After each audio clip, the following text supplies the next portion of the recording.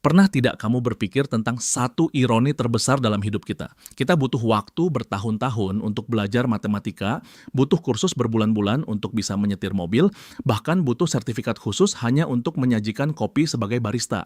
Tapi untuk pekerjaan paling rumit, paling berisiko, dan seumur hidup, yaitu menjadi orang tua, kita seringkali cuma bermodal, ya sudahlah, jalani saja.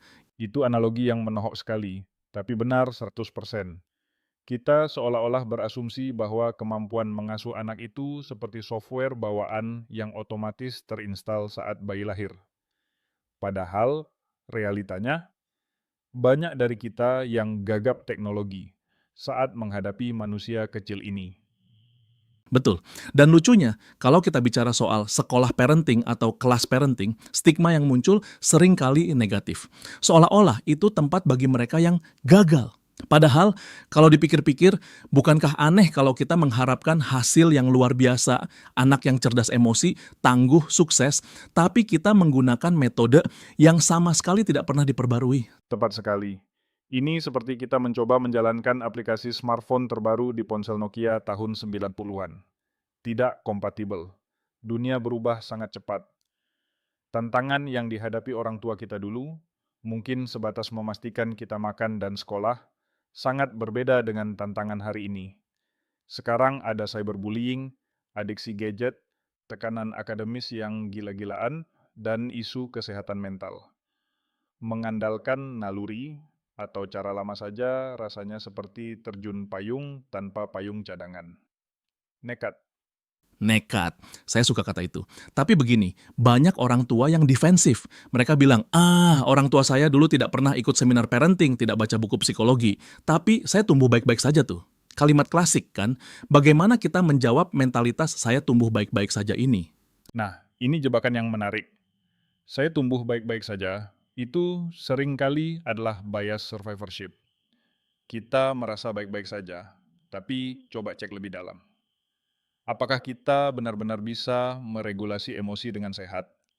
Atau kita sering meledak-ledak karena dulu orang tua kita tidak pernah mengajarkan cara mengelola amarah? Apakah kita punya pola komunikasi yang terbuka atau kita cenderung memendam masalah? Seringkali, apa yang kita sebut baik-baik saja sebenarnya adalah kita yang sudah terbiasa dengan luka pengasuhan masa lalu. Kelas parenting itu bukan untuk menyalahkan orang tua kita, tapi untuk memutus rantai trauma yang mungkin tidak sadar kita warisi.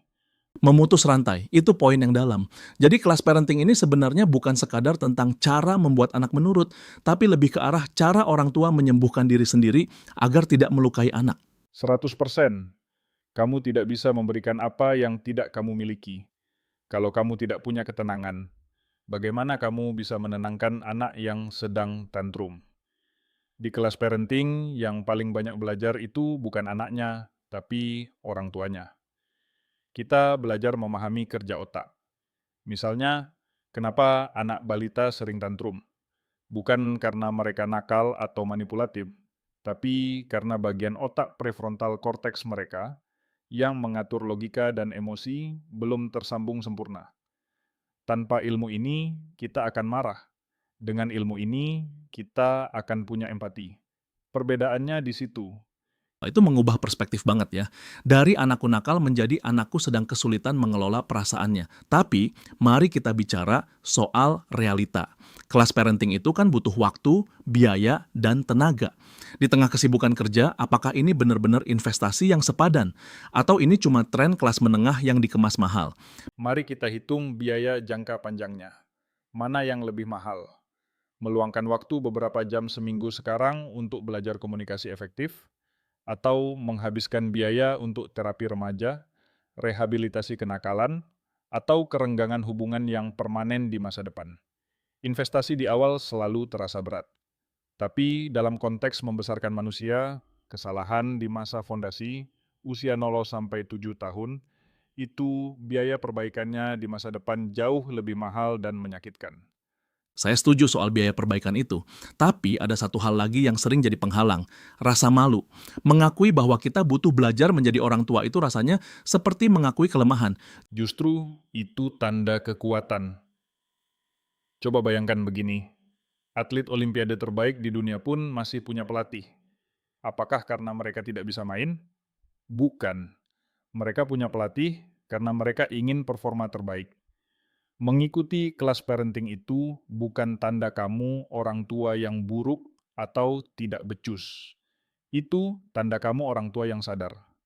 Kamu sadar bahwa anakmu layak mendapatkan versi terbaik dari dirimu, bukan sisa-sisa kelelahan dan ketidaktahuanmu. Itu bentuk cinta tertinggi, menurut saya. Wah, analogi atlet itu kena sekali. Jadi ini soal upgrade kapasitas diri ya, bukan perbaikan kerusakan. Lalu apa sebenarnya yang diajarkan di sana yang tidak bisa kita dapatkan dari sekadar scrolling media sosial? Kan sekarang banyak tips parenting gratis di Instagram atau TikTok. Media sosial itu bagus untuk awareness atau kesadaran awal, semacam camilan informasi. Tapi seringkali informasinya terpotong-potong, tanpa konteks, dan kadang malah bikin cemas karena kita jadi membanding-bandingkan diri dengan orang tua sempurna di layar kaca. Kelas parenting yang terstruktur memberikan kerangka berpikir yang utuh. Kamu tidak hanya dikasih tahu jangan memukul anak, tapi kamu diajari alternatifnya apa, kenapa itu bekerja, dan bagaimana menerapkannya saat kamu sendiri sedang stres berat.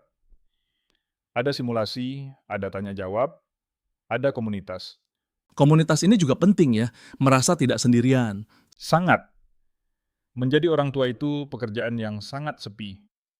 Di tengah malam saat anak menangis dan kamu merasa putus asa, mengetahui bahwa ada ribuan orang tua lain yang juga sedang berjuang dengan hal yang sama dan punya tempat untuk bertanya tanpa dihakimi, itu validasi yang sangat menenangkan. Waras itu butuh dukungan, kawan. Waras butuh dukungan. Itu harus jadi kaos. Hahaha.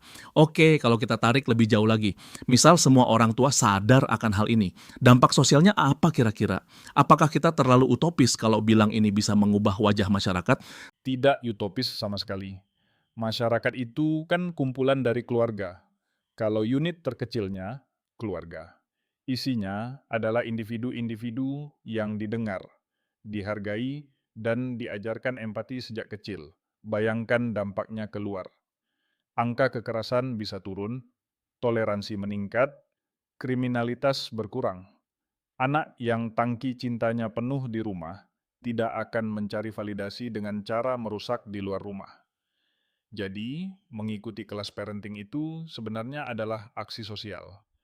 Kamu sedang menyiapkan warga negara masa depan yang lebih sehat mentalnya. Luar biasa. Jadi bukan lebay kalau kita bilang masa depan bangsa ada di meja makan keluarga dan bagaimana orang tua berbicara pada anaknya hari ini. Absolut. Dan ingat, tidak ada kata terlambat. Sering ada yang tanya, anak saya sudah remaja, sudah telat belum? Jawabannya tidak pernah telat. Otak manusia itu plastis, bisa berubah. Hubungan yang retak bisa direkatkan kembali, asalkan orang tuanya mau merendahkan hati untuk belajar dan meminta maaf. Itu kuncinya, kerendahan hati. Kerendahan hati untuk mengakui bahwa kita tidak tahu segalanya. Itu sulit, tapi membebaskan. Betul. Dan satu lagi, kelas parenting mengajarkan kita untuk menurunkan ekspektasi kesempurnaan. Kita tidak perlu jadi super mom atau super dad. Kita cuma perlu jadi good enough parent. Orang tua yang cukup baik, yang hadir, yang mau belajar, dan yang bisa minta maaf kalau salah. Itu saja sudah lebih dari cukup buat anak. Konsep good enough parent itu melegakan sekali. Rasanya beban di pundak jadi agak ringan. Kita tidak harus sempurna, kita cuma harus terus bertumbuh. Persis, karena pada akhirnya anak tidak butuh orang tua yang sempurna. Mereka butuh orang tua yang bahagia dan sadar. Dan kelas parenting adalah salah satu jalan peta menuju kesadaran itu. Diskusi yang sangat membuka mata. Dari analogi SIM, atlet olimpiade, sampai konsep memutus rantai trauma. Rasanya setelah ini, saya jadi ingin langsung mendaftar kelas atau setidaknya mulai membaca buku parenting dengan serius. Harus itu. Jangan tunggu ada masalah baru cari solusi. Sediakan payung sebelum hujan.